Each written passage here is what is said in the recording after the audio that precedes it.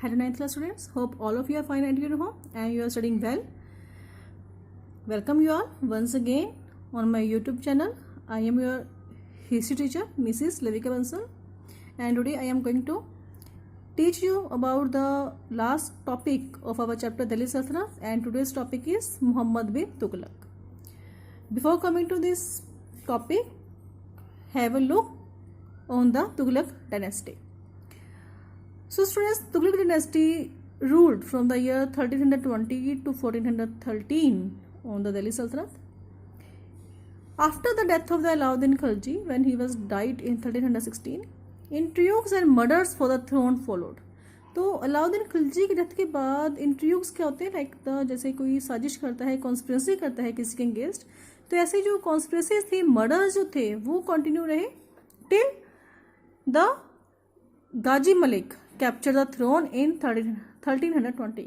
तो 1320 में गाजी मलिक ने एट लास्ट कैप्चर किया थ्रोन को and he brought the stability and in the empire. He took the title Ghiyasuddin Tughlaq. तो इसने गयासुद्दीन तुगलक का इसको टाइटल मिला after coming to the throne. He ruled from the year 1321 to 1325. He is credited to have build the city Tughlakabad near Delhi.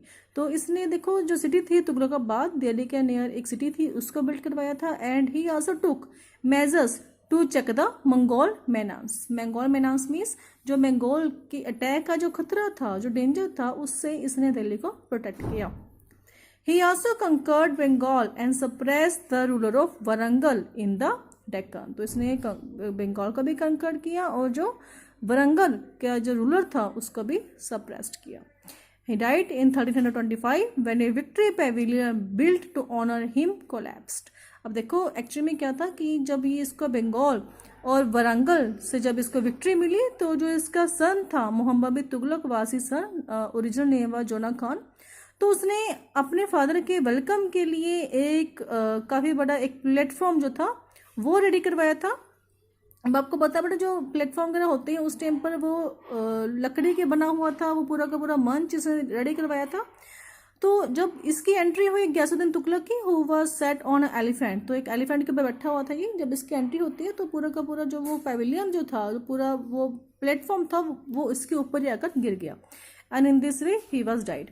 तो कुछ एक हिस्टोरियंस कहते हैं कि मोहम्मद बिन तुगलक की ये एक कॉन्स्पिरेसी थी to occupy the throne and he killed his father. But हमारे पास इसके रिलेटेड कोई भी एविडेंसेस नहीं है. So it is the views of some of the historians. Next is the main topic of our chapter, that is the Muhammad bin Tughlaq. He ruled from the year 1325 to 1351. Ghiyasuddin Tughlaq's son Jona Khan came to the throne and took the title of the Muhammad bin Tughlaq. A man of great ability and good education, he was a scholar of logic, philosophy, mathematics, astronomy, physical sciences. He was also interested in the medicine and was a lover of Persian literature. He also knew Arabic, Turkish and Sanskrit. So you can see how much educated he was.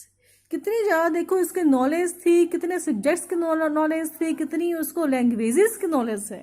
Okay, एक learned scholar man था Mohammad bin Tughlaq. Ibn Battuta the famous traveller from Morocco was a guest at his court. तो जो Morocco से बेटा एक traveller थे Ibn Battuta, ये मोहम्मद बिन तुगलक के टाइम पर आए थे इंडिया में and he was a guest in his court. He was interested in music, fine arts and calligraphy too. तो जो मोहम्मद बिन तुगलक का इंटरेस्ट म्यूजिक, फाइन आर्ट्स और कैलीग्राफी में भी था. However, despite these qualities, it is said that there was no other ruler in medieval India who was as controversial as Muhammad bin Tughlaq. देखो इतनी qualities थी उसके पास, इतना लर्न स्कॉलर, एक एजुकेटेड, वेल एजुकेटेड मैन है ये. But फिर भी एक कहते हैं कोई भी ऐसा कोई रूलर नहीं हुआ जो कि मोहम्मद बिन तुगलक इतना कंट्रोवर्शियल रूलर था. कंट्रोवर्शियल मीन्स कि इसके बारे में हिस्टोरियंस के लोगों के उस टाइम काफ़ी डिफरेंट व्यूज़ थे. Okay, he was known for his strange behavior which caused great hardship and suffering to his people. तो इसने ऐसे ऐसे देखो पॉलिसीज बनाई, ऐसे ऐसे पॉलिसीज को अडॉप्ट किया जिसकी वजह से जो इसके जो लोग थे उनको काफ़ी सफ़र करना पड़ा. सम ऑफ द स्टेप्स टुक आज डिस्कस्ड हियर. तो कुछ एक इसके जो स्टेप्स थे, क्या क्या स्टेप्स इसने लिए थे during his time. First of all देखो transfer of capital. One of the most controversial measure was his order to transfer the capital in 1327 from Delhi to Devagiri. अब इसे देखो 1327 में ये डिसाइड किया कि जो कैपिटल है उसको शिफ्ट करना है दिल्ली से देवागिरी। अब देवागिरी कहाँ पर है बेटा? Devagiri is in the Maharashtra. तो महाराष्ट्र के में एक प्लेस है और उस टाइम पर आपको पता है कोई यहाँ पर कम्युनिकेशन कोई ट्रांसपोर्टेशन फैसिलिटीज नहीं थी। जो लोग हैं वो पैदल वो ट्रैवलिंग करेंगे और जो रूलर्स हैं जो noble personalities basically they set on the elephants और ऑन द हॉर्सेस। बट जो कॉमन मैन है ठीक है they travel by their foot. तो बहुत यहाँ पे लोगों को प्रॉब्लम्स थी, इतनी बड़ी एक लॉन्ग जर्नी थी उनके लिए।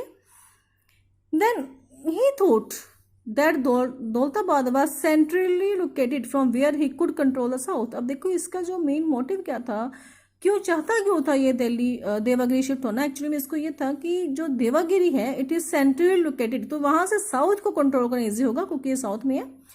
Other reason was that Delhi was constantly threaten by the Mongols, क्योंकि देखो मंगोल्स जो थे वो एक खतरा बना हुआ था दिल्ली के ऊपर हमेशा से ही।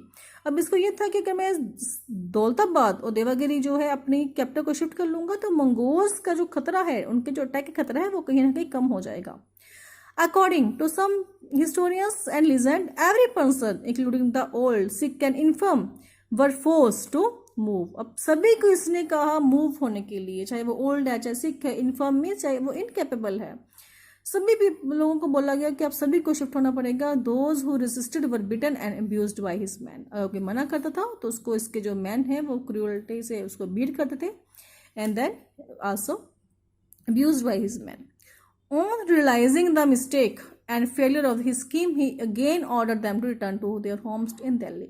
अब देखो जब इसको अपनी मिस्टेक का रियलाइज हुआ, इसने फिर से अपने जो लोग थे उनको ऑर्डर दिया रिटर्न बैक टू दिल्ली। देखो कैसा एक स्टेप था इसे लिया। पहले इसने बोला कि दिल्ली से देवागिरी शिफ्ट होना है, ठीक है। अब दिल्ली से देवागिरी शिफ्ट हुआ, 2 years वहाँ पे उसने स्टे किया और जब शिफ्ट हुआ बड़ा रास्ते में काफ़ी जो लोग थे सफ़र हुए and so many died on the way. And then again जब 2 years से वहाँ पे स्पेंड कर लिए दौलताबाद देवागिरी में, तब उसको लगा कि नो जी जो ये मेरी प्लानिंग थी वो गुड नहीं है, वापस जाना चाहिए, क्योंकि बेटा वहाँ का देवागिरी का जो एनवायरनमेंट था वो it was not good for the production of the crops. तो अब उससे लगा कि वहाँ से वापस फिर से दिल्ली शिफ्ट होना पड़ेगा। फिर से ऑर्डर दिया, फिर से लोग वापस जा रहे हैं। How much the suffered. Next is the token currency.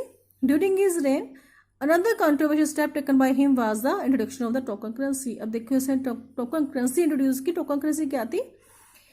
Actually he exchanged the gold and silver coins with the brass and copper coins. अब इसने कहा जो ब्रास और कॉपर के जो मेटल के जो कॉइन्स होंगे वो गोल्ड और सिल्वर के सेम वैल्यू के ऊपर उनको जो है इंट्रोड्यूस किया जाएगा, ठीक है। उसने गोल्ड और सिल्वर के कॉइन्स की जगह पर इसने ब्रास एंड कॉपर कॉइन्स को इंट्रोड्यूस किया, that is called the token currency. और इनकी वैल्यू भी सेम थी like the gold and the silver.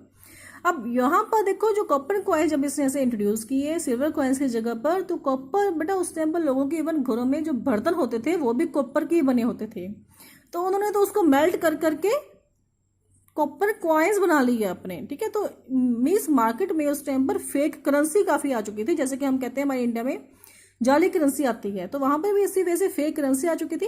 बेटा ये जो स्टेप है taken by the Muhammad bin Tughlaq, ये अभी रिसेंटली 2 years बैक हमारे जो प्राइम मिनिस्टर नरेंद्र मोदी ने लिया था जब नोटबंदी हुई थी, ठीक है। तब उन्होंने भी ऐसे जो हमारे कुछ करेंसी के नोट है उनको बंद कर दिया था। तो उसी वजह से यहाँ पर भी इसने जो है सेम गोल्ड और सिल्वर की जगह पर सिर्फ कॉपर कॉइन्स और ब्रास के कॉइन्स को इंट्रोड्यूस किया। अब देखो काफ़ी जो फेक करेंसी जब आ गई मार्केट में, तब इसने फिर से बोला नो, अब ये स्कीम फेल हो चुकी है, तब आप ऐसे करो, लोगों को बोला आप कॉपर कॉइन्स वापस कर जाओ and you take back the gold and silver coins.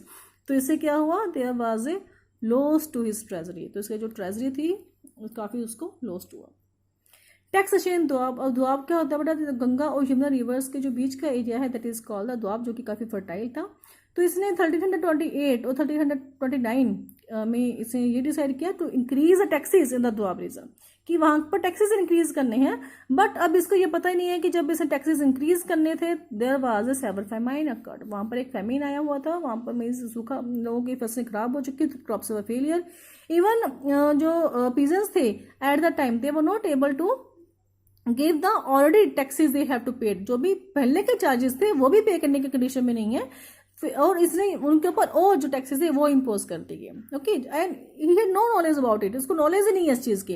And जब इसके जो मिनिस्टर्स हैं, जो ऑफिसर्स थे, they brutally beaten the peasants to collect the taxes, जब उन्होंने उनके साथ मिसबिहेव किया, then many of the farmers abandoned the land, वो अपनी लैंड को छोड़कर जंगलों में, फॉरेस्ट एरियाज में बेटा भागे वहां से, and many of them were killed. And when he realize his mistake, जब इसको अपनी मिस्टेक रियलाइज हुआ तब इसने सारे के सारे उनके देखो टैक्सेस माफ कर दिए। And even he started to paying the loan to the farmers, but it was too late. Plan to conquest, अब मोहम्मद बिन तुगलक ने बेटा आल्सो प्लान टू कंकर खोसरन। खोसरन क्या है? एक पर्शिया, जो हमारा आज ईरान और इराक का पार्ट है, वहां का एक एरिया था, उसको कंकर्ड करने की प्लानिंग की। एंड देन उसने फिर आर्मी को ट्रेनिंग देता रहा 2 years की, यहाँ पे प्लानिंग चलती रही, टू न्यू सोल्जर्स को रिक्रूट किया, and even pay them the advance salaries, but at last he cancelled his plan. तो इससे भी काफ़ी इसको जो था लॉस हुआ। All this failures dented the prestige of the sultan, तो इससे जो इसकी जो प्रेस्टीज जो थी वो काफ़ी हार्म हुई, and led to discontent among the people, तो लोग काफ़ी निराश हुए इसके अंदर। And there were revolts in many parts of the kingdom, तो इसके टाइम पर काफ़ी रिवोल्ट्स होने स्टार्ट हो गए थे, and he died in 1351। So students, this is all about the Muhammad bin Tughlaq. This is the last topic of your chapter. Hope you understand it. Have a nice day. Goodbye all of you.